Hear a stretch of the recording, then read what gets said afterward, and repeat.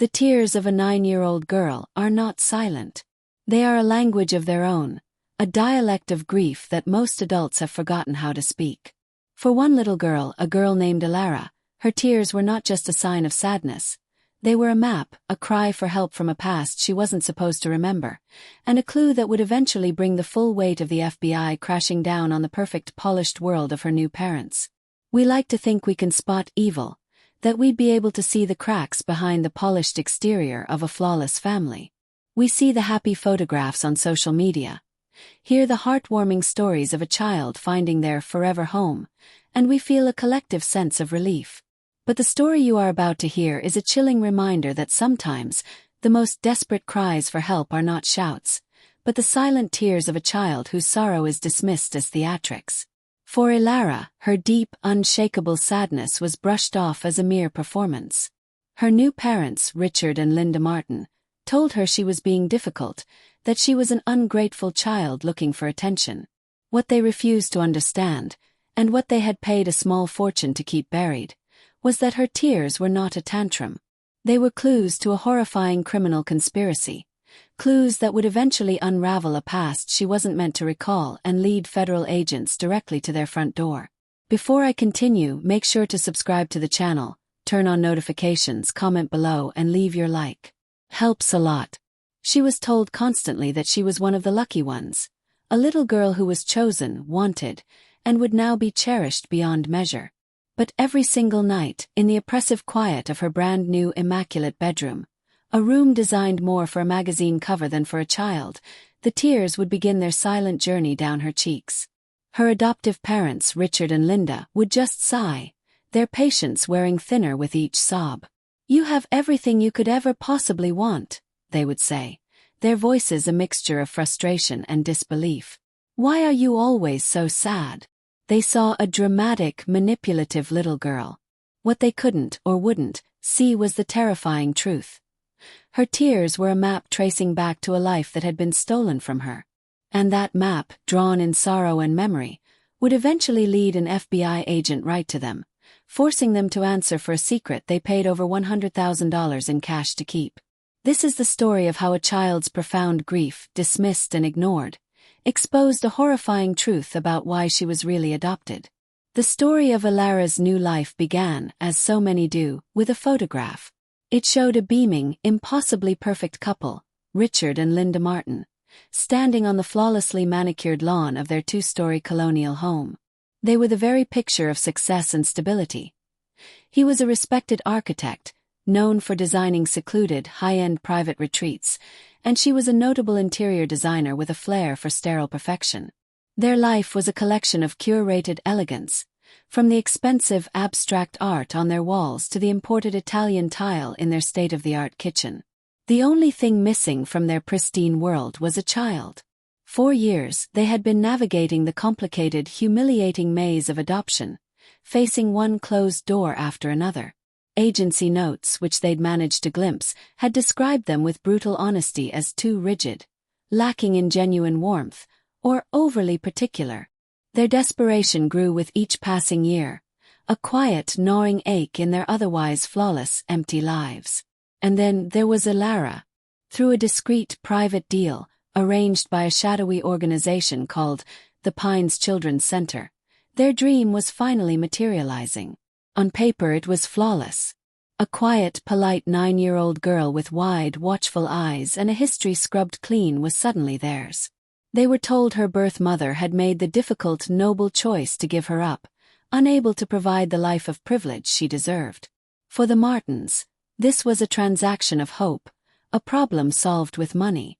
They had paid a staggering facilitation and legal fee, well over $100,000, all in untraceable cash, to the Pines. It was a sum, they were assured by a man with cold eyes and a smooth voice, that would expedite the process and secure their daughter without the usual bureaucratic fuss. To the outside world, the Martins were heroes, saviors. Friends and neighbors gushed over the little girl who now completed their perfect family portrait. They threw a lavish welcome home party, where Elara, trapped in a frilly, scratchy dress, was paraded around and shown off like their greatest acquisition. She smiled when told to, accepted stiff hugs from strangers, and said, "Thank you," in a voice so soft it was barely a whisper. Richard and Linda showered her with gifts that screamed of wealth but held no warmth. A pony she was afraid of, a room filled with every doll imaginable that she never touched, and lessons for piano and ballet that she dreaded. They were aggressively giving her everything they thought a happy childhood should be. But from the very first night, something was deeply, fundamentally wrong. Elara wouldn't, or couldn't, feel the manufactured joy they were trying to build around her. The huge, beautifully decorated bedroom felt more like a showroom than a safe space, its silence a deafening roar compared to the life she could vaguely, painfully remember. She was haunted by a constant, unshakable sadness that clung to her like a shadow, a grief so profound she didn't have the words for it. So she just cried. She cried in the middle of the night, muffling her desperate sobs into a silk-filled pillow so no one would hear. She cried in the back of Linda's luxury SUV on the way to piano lessons, the silent tears tracing paths on the window. Sometimes, a single tear would just silently roll down her cheek as she sat at the enormous dining table, staring at the fancy, tasteless meal in front of her. At first, Linda tried to comfort her with practiced, gentle hugs that felt stiff and alien. Richard would try to reason with her, impatiently listing all the wonderful things she now possessed. "Look around you, Elara," he'd say, his voice laced with a frustrated kindness that wasn't kind at all. "You're safe here. There's absolutely nothing to be sad about." Their patience, however, was a shallow well. As the weeks bled into months, their gentle admonishments soured into open annoyance, then cold anger. Elara's tears were no longer seen as a sign of difficult adjustment, but of willful defiance. "She's being manipulative," Linda would whisper furiously to Richard over the phone, convinced Elara was trying to punish them for some unknown sin. "It's all for attention." They started dismissing her sorrow with increasing coldness, their words becoming small, sharp weapons. "Stop your crying, Elara. You're being ungrateful. We have given you a paradise. The very least you can do is pretend to be happy. If you don't stop this behavior, we'll start taking away your privileges." The Martins truly thought the problem was Elara. They were sure that with enough discipline, by simply ignoring the behavior, she would eventually break and fall into the happy role they had paid for. They couldn't possibly imagine that the issue wasn't her ingratitude. The issue was that she was starting to remember. The tears weren't a performance. They were the first cracks in a dam holding back terrifying, fragmented memories of a life, and a mother, that had been stolen from her. The nights were always the worst. In the sterile quiet of her designer bedroom, sleep was never an escape. Instead, it dragged her into a confusing, suffocating swirl of images and feelings. These weren't normal dreams about monsters or flying. They felt different, heavier. They felt like memories. She would see a flash of a woman's face, not clearly, but she could feel the love in her eyes, a desperate, pleading love that made Elara's heart ache. She could almost hear a song, a simple, gentle lullaby that she couldn't quite remember the moment she woke up, leaving only a ghost of the melody behind.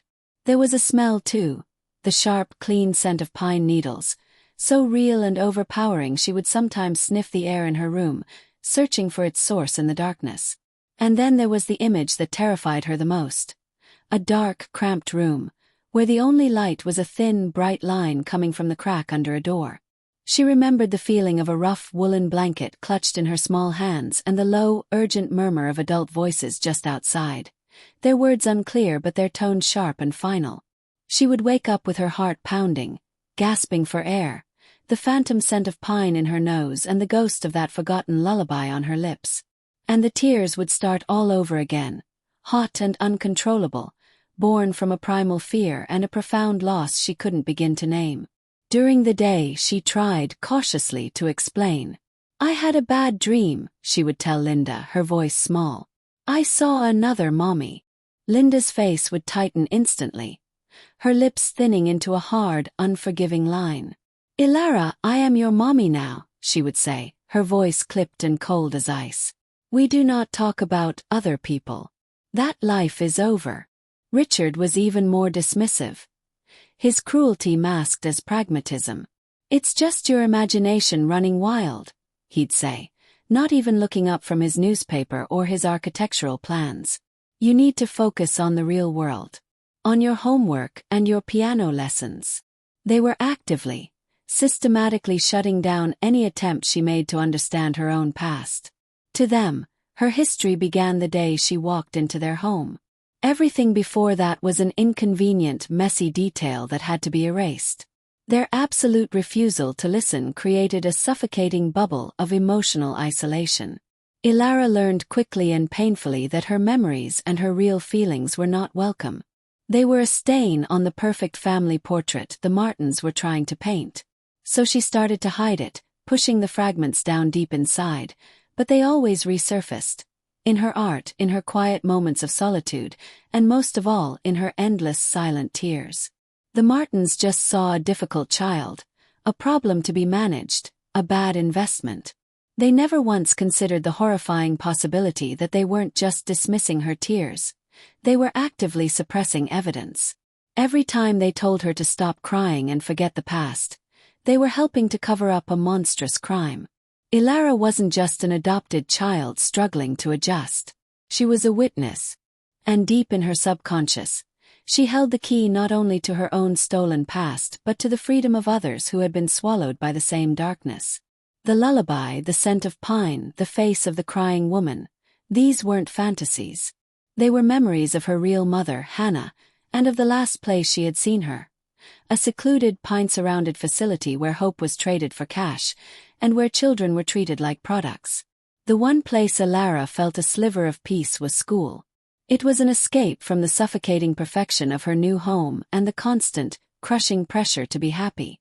At school, she could be quiet without it being interpreted as an act of defiance. She could fade into the background, and for a few precious hours a day, she was just another kid. It was there that she met Ms. Albright, the school counselor.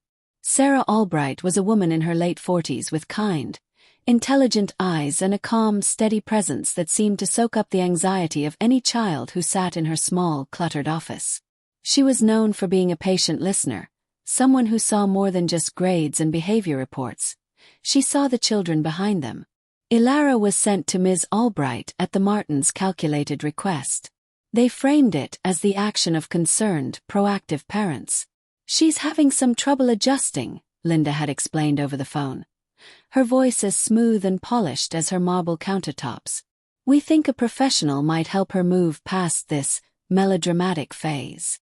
They fully expected the counselor to collude with them, to tell Elara she was being ungrateful and teach her coping mechanisms for her overactive imagination. They could not have been more profoundly wrong. If you're still here with me, don't forget to subscribe, activate notifications, leave your like, and share this video with someone. In their first session, Elara said nothing at all. She just sat on the small, worn couch, twisting the hem of her school uniform, her eyes glued to the scuffed floor. Ms. Albright didn't push or pry.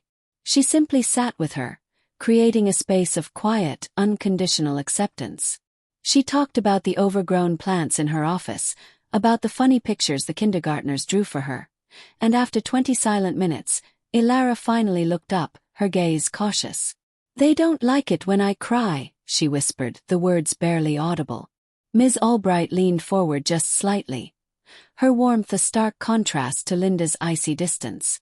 "Who doesn't like it, sweetie?" "My new mom and dad," Elara said, the words tumbling out now. "They say I have everything. They say I should be happy." Instead of agreeing, instead of offering platitudes, Ms. Albright asked a simple question that would change everything.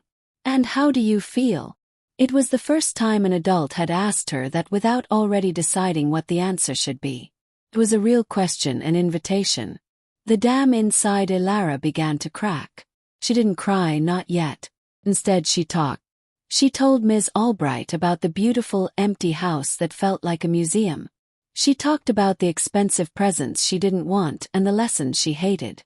And then, hesitating, her voice dropping to a near whisper, she talked about the dreams. "I see a lady's face," she said. "She's singing to me. But I can't remember the words. And it smells like Christmas trees." Where the Martins showed only annoyance, Ms. Albright showed genuine, gentle curiosity. She didn't write the memories off as make-believe or fantasy. She listened, her expression open and encouraging, making Elara's feelings feel real and important. "It sounds like you miss her very much," she said softly, validating the woman in the dreams. "It's okay to be sad when you miss someone you love. It's okay to cry. Your tears aren't bad, Elara. They're just a part of you that's hurting." For Elara, these words were like water in a desert. To be told her feelings were valid, that her sadness wasn't a character flaw, was an immense, earth-shattering relief. For the first time since being placed with the Martins, she felt seen. She began to live for her weekly sessions with Ms. Albright. It became her sanctuary, the one place in the world she didn't have to pretend. Ms. Albright gave her a large sketchpad and a box of colored pencils. "Sometimes when we can't find the words for our feelings or memories," she said, her voice gentle, "we can draw them instead." This simple act of kindness would prove to be the most critical turning point in the entire story. Elara began to draw. She drew the woman's face from her dreams, her lines unsure but filled with a heartbreaking emotion. She drew a dark room with a single bright sliver of light under the door. She drew towering dark green pine trees that seemed to go on forever, swallowing a low brown building. She was no longer just crying, she was testifying. And in the safe, quiet office of Ms. Albright, the clues were finally being collected by someone who knew they weren't just a little girl's drawings, but pieces of a puzzle. A puzzle that was about to become dangerously, terrifyingly real. The sketchpad became Elara's voice, a place where she could pour out the haunting fragments of her memory. Using colored pencils and crayons, what started as simple, childlike drawings slowly morphed into a coherent narrative, a visual testimony of a life she was being systematically forced to forget. Ms. Albright watched it all unfold on the pages, a growing, sickening unease twisting in her stomach. These were not the drawings of a child processing a normal, healthy adoption. There was a constant, pervasive theme of fear, coercion, and loss that was far too specific, too detailed to be mere imagination. One of the most frequent images was the woman, the singing mommy, as Elara called her. In every single drawing, the woman had tears streaming down her face. Elara drew her with a bright red heart on her chest, and then she would draw a second identical heart on her own chest. In one picture that made Sarah's blood run cold, she drew a menacing man in a dark suit using scissors to cut a string that connected their two hearts. It was a shockingly clear and brutal metaphor for a bond being violently, unnaturally broken. Then came the drawings of the place. Elara drew a long, low building almost completely hidden by a thick, oppressive forest of pine trees. In one drawing, she put a simple wooden sign near the entrance, but she couldn't remember the words, so she just drew angry, squiggly lines on it. But the building itself was always the same.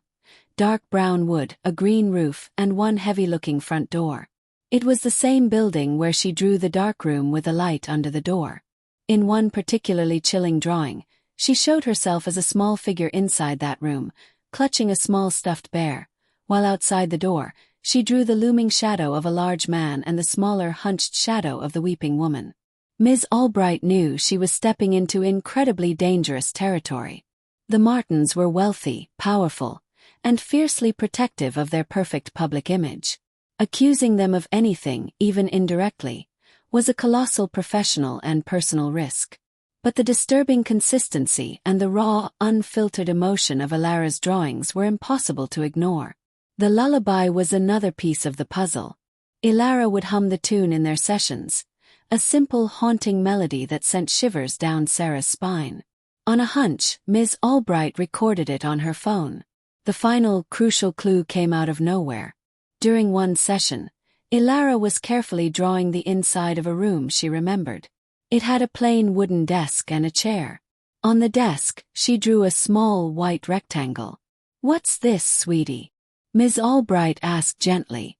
"A paper," Elara said, her focus intent. "The man gave one to my first mommy. She cried more when she saw it." She then drew the man taking a thick stack of green paper, money, from a briefcase and giving it to another man who stood in the shadows. The memory was broken, seen through the innocent eyes of a child who didn't understand the sinister nature of the transaction. But for Ms. Albright, a horrifying, sickening picture was starting to form. The cash, the crying mother, the receipt-like paper, the secluded building. This didn't sound like a legal adoption. Sounded like a transaction. Sounded like a sale. Ms. Albright started doing her own quiet, frantic research after school hours. She used a music recognition app on the recording of the lullaby. It came back with a match. A fairly obscure folk lullaby from a specific rural region several states away. It was not a common song. This suggested Elara's origins were not what the Martins had claimed. She then started searching for news articles and social media posts about missing women or bitter custody disputes in that exact region, trying to line them up with the timeline of Elara's sudden adoption. It was a long shot, but she had to try. The drawing of the sign on the building gnawed at her. "The pines," Elara had said, remembering the overpowering smell of the trees. Ms. Albright typed "The Pines Adoption" and "The Pines Children's Center" into a search engine, along with the name of the region from the lullaby. The first results looked innocuous. A slick, professional website for the Pines Children's Center, presenting it as a peaceful, supportive retreat for expectant mothers making the difficult choice of adoption. It was filled with smiling photos and glowing, anonymous testimonials. But it all felt too polished, too perfect, just like the Martins. Digging deeper into obscure online forums and support groups, she found a few hushed, anonymous posts. Whispers of darkness on the edge of the internet. A woman claiming she was pressured and threatened into signing papers she didn't understand. Another who said she wasn't allowed to contact her child, even though she was explicitly promised she could. They were small, frightened voices, easily dismissed as disgruntled individuals. But when she put them together with Elara's drawings and the lullaby, they painted a cohesive, sinister picture. Ms. Albright now felt a certainty that chilled her to the bone. Elara had not been given up willingly. She had been taken. Sarah Albright sat frozen in her office long after the final school bell had rung, the profound silence of the empty building making her heart pound in her ears. On her desk lay Elara's sketchpad, open to the haunting drawing of the building in the pine forest. Beside it, her laptop glowed with the slick website for the Pines Children's Center. It looked so real, so legitimate, so reassuring. But every instinct she had screamed that it was a predatory lie. She had a terrible choice to make. She could report her concerns to Child Protective Services. They would open a case, conduct interviews, but the Martins were powerful. Their lawyers could easily paint Ms. Albright as an overzealous counselor meddling in a private family matter, and portray Elara as a troubled, imaginative child. The case would be buried in paperwork, and Elara would be trapped in that cold, perfect house forever. One and only lifeline to the truth cut off. She needed more. She needed someone who could see past the legal documents and the Martins' flawless facade. Someone who could connect the dots. The obscure lullaby, the cash transaction, the anonymous warnings online, and a little girl's haunting drawings. She thought about her brother-in-law, Mark. He'd retired a few years ago from a long, distinguished career with the FBI. He wasn't in the field anymore, but he still had contacts. More importantly, he knew how to look at a situation and see the crime hiding just beneath the surface. It was a long shot, a massive overstep of her professional boundaries that could cost her her career, but the image of Elara's tear-streaked face gave her the courage she needed. Her hand trembled as she dialed his number. "Mark, it's Sarah," she said, her voice strained and thin. "I'm so sorry to call you like this, but I'm in way over my head on something. It involves one of my students." She laid it all out for him, the words spilling out in a rush. She told him about Elara, the wealthy, controlling adoptive parents, and the constant dismissed tears. She described the fragmented memories, the disturbing drawings, the specific lullaby, and her research into the pines. She fully expected him to be skeptical, to gently tell her she was jumping to conclusions. Instead, there was a long, heavy silence on the other end of the line. "Sarah," he finally said, his voice low and deadly serious. "The Pines. You said it was called the Pines Children's Center." "Yes," she replied, her stomach twisting into a tight, painful knot. "Why?" "It's a name I've heard before," he said cryptically. Just whispers, nothing solid. Chatter about a high-priced private adoption group that operates in a legal gray area. Rumors that they target vulnerable young mothers, single, poor, with no support system. The talk was they were clean, left no paper trail. All private contracts and cash. Sarah felt a terrifying surge of validation mixed with sheer terror. Mark, I saw her drawings. She drew a man giving her mother a paper and taking a briefcase full of cash. Her mother was crying the whole time. That was it. That was the detail that transformed the situation from a sad family issue to a potential federal crime. The large cash payment, if Elara saw what she thought she saw, wasn't a facilitation fee. It was a payment. And moving a child across state lines as part of that payment was, by definition, human trafficking. Okay, Sarah. Listen to me very carefully, Mark said, his tone shifting back into the focused, authoritative rhythm of the agent he used to be. Don't say a single word to anyone. Not the parents, not your principal, nobody. Keep seeing the girl, keep her talking and drawing. Document everything. I'm going to make a call. I know someone in the Violent Crimes Division who specializes in crimes against children. I'll pass this on. Might be nothing. But if your gut is right, this girl isn't just a sad kid. She's the victim of a federal crime, and maybe the only witness they have. When Sarah Albright hung up the phone, the crushing weight on her shoulders was still there, but it had changed. It was no longer the lonely burden of suspicion. It was now the heavy, terrifying, but hopeful weight of an impending storm. She had lit a fuse. She could only pray it led to an explosion of truth, and not to disaster for the little girl she was so desperately trying to save. 2 days later, a man named David Miller walked into a coffee shop a few blocks from Elara's school. He was completely, deliberately unassuming, dressed in slacks and a polo shirt, looking more like a suburban dad on his day off than a seasoned FBI agent. Agent Miller specialized in the darkest corner of law enforcement: crimes against children.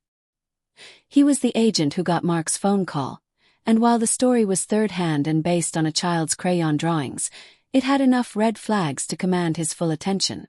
The phrases "cash transaction" and "the Pines" were what snagged him. He'd heard the name whispered before too, on the fringes of other investigations, but it had always been a ghost, an unsubstantiated rumor. Agent Miller met Sarah Albright there. He listened without interruption as she went over everything again. Her voice a tense mixture of anxiety and fierce conviction. She showed him the photos of Elara's drawings on her phone. Miller looked at them intently, his face unreadable. He saw the weeping mother, the severed heartstrings, the building swallowed by the woods. He had seen thousands of case files filled with horrors, but the raw, uncoached honesty in these childish scribbles made the hair on his arms stand up. "The parents, the Martins," he said, his voice quiet and calm.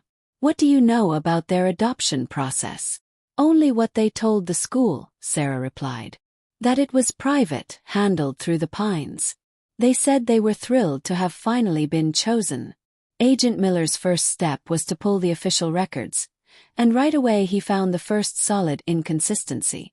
The adoption was finalized in a state that was different from where the Martins lived and from the region the lullaby came from. The paperwork was filed through a local court notorious for being overburdened and for fast-tracking private arrangements with minimal oversight. It was all technically legal, but it was deliberately structured to avoid any real scrutiny.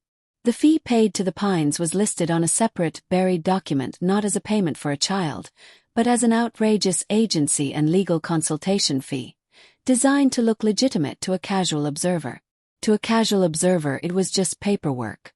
To Agent Miller, it was a carefully constructed lie. Next, he ran a deep check on the Pines Children's Center itself.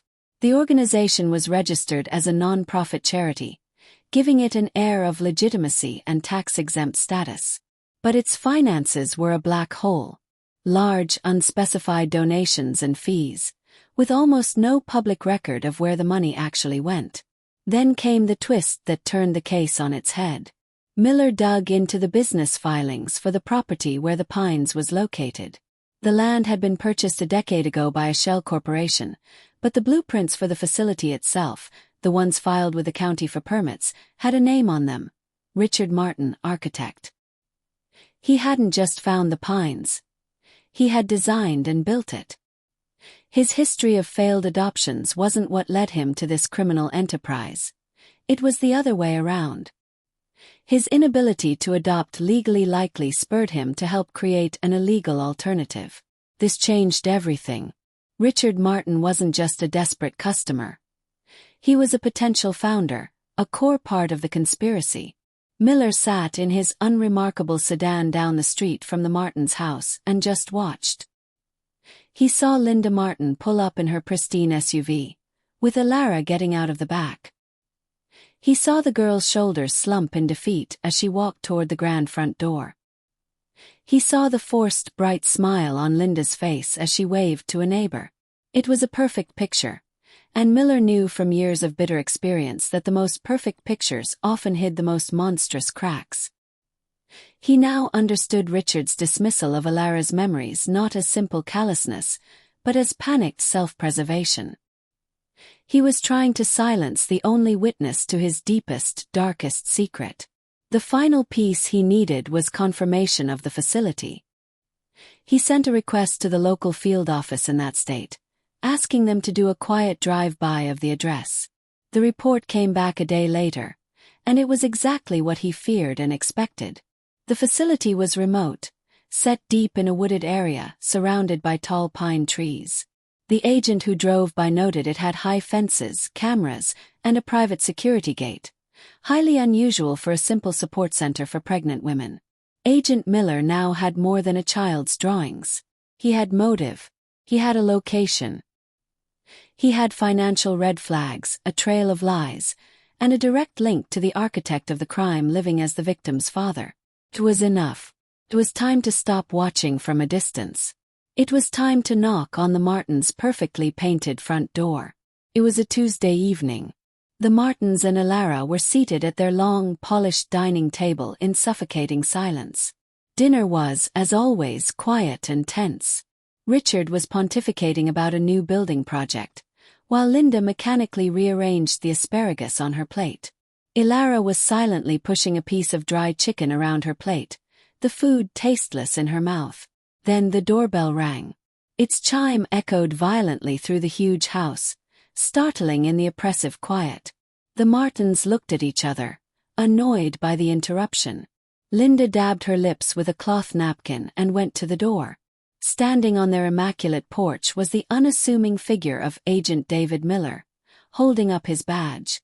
"Mrs. Martin, I'm Agent Miller with the FBI. I need to ask you and your husband a few questions. May I come in?" The blood drained from Linda's face. FBI. The two letters were so far outside her controlled, curated world that for a moment, she just stared, unable to process. Richard, hearing the words, appeared behind her. His face a mask of confusion and alarm. "FBI. What is this about?" he demanded, attempting a tone of indignant confidence he did not feel. "It's about the adoption of your daughter Elara," Miller said, his tone perfectly level and calm. He wasn't asking anymore. He stepped past Linda into the grand foyer, his quiet presence a flagrant violation of their secret sanctuary. Elara, still at the table, could hear everything. A strange, terrifying feeling, a mix of profound fear and a bizarre sort of hope, washed over her. The Martins led Agent Miller into their formal living room, a space for show, not for comfort. Elara was told to stay in the dining room, but she crept to the massive doorway, hiding just out of sight, her heart hammering against her ribs as she listened. "Our adoption was perfectly legal and above board," Richard stated, puffing out his chest. "We have all the paperwork. It was handled by a reputable center. The Pines Children's Center," Miller said. "It wasn't a question. It was an accusation. The same facility you designed the blueprints for, Mr. Martin." Linda gasped, her head whipping around to stare at her husband, her eyes wide with shock and dawning horror. "Richard, what is he talking about?" Richard's face went pale. his mask of confidence shattering into a million pieces. I don't know what you mean. It's a coincidence. Is it? Miller pressed, his voice still quiet. Tell me about Elara's birth mother.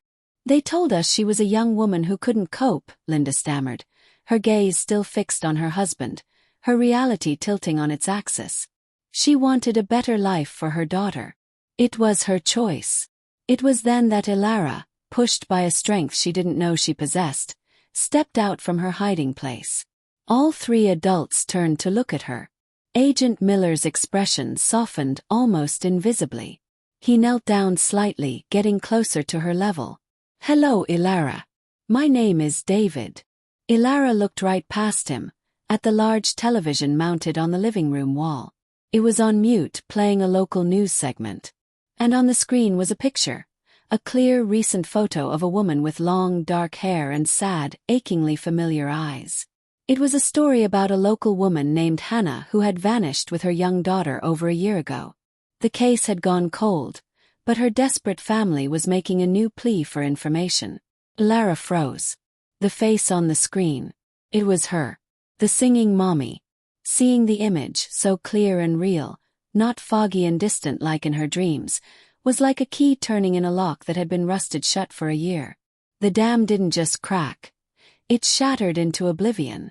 That's her, Elara whispered, her voice trembling as she pointed a shaking finger at the TV. That's my mommy. My first mommy. She was singing to me. And then it all came flooding back, no longer in broken pieces, but in a tidal wave of terrifying clarity. We were in the car. She was crying. We went to the pine tree house. The man in the suit made her sign the paper. She didn't want to. She told me to be a good girl, that she would find me. She never left me. She didn't leave me. Elara's voice grew louder, more hysterical with each resurrected memory. The grief and confusion of the past year erupted out of her not as silent tears, but as a raw, agonized scream of truth. Linda Martin let out a small, horrified gasp, stumbling back as if struck. Richard's face, which had been a mask of panicked denial, crumbled into the face of a man who was utterly and completely trapped. They stared at Elara, then at the television, then at the FBI agent who now knew everything. The lie was over. Their carefully built world had just been demolished by a 9-year-old girl and a ghost on a TV screen. Agent Miller looked at the terrified, broken couple. He didn't need to raise his voice. He didn't need to threaten them. The truth, spoken by the child they had tried so hard to silence, was now in the room with them, and it was more powerful than any weapon he could possibly carry. Mr. Martin, he said, his voice quiet but carrying the weight of absolute authority as he looked at the man who built the prison. I think you need to start telling me the truth. Right now.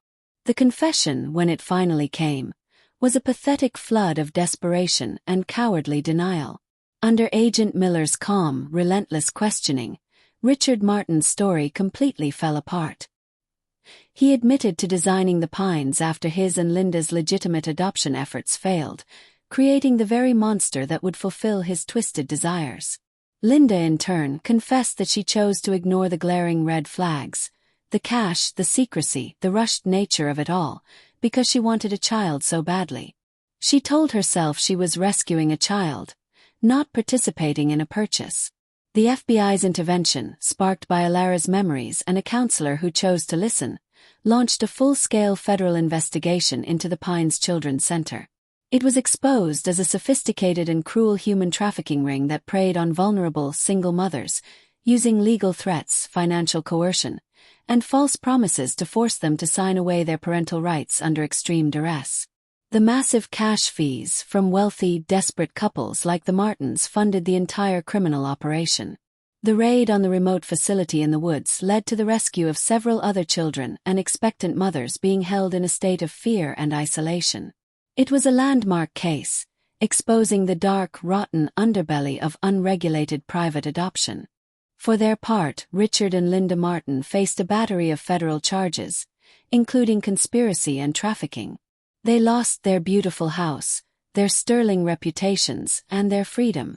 Their crime was not one of overt violence, but of a profound and chilling moral failure, a selfish willingness to build their dream family on top of the ruins of another family's tragedy. And for Elara, the truth was both a deep heartbreak and a breathtaking liberation. Her first mommy, whose name was Hannah, was found.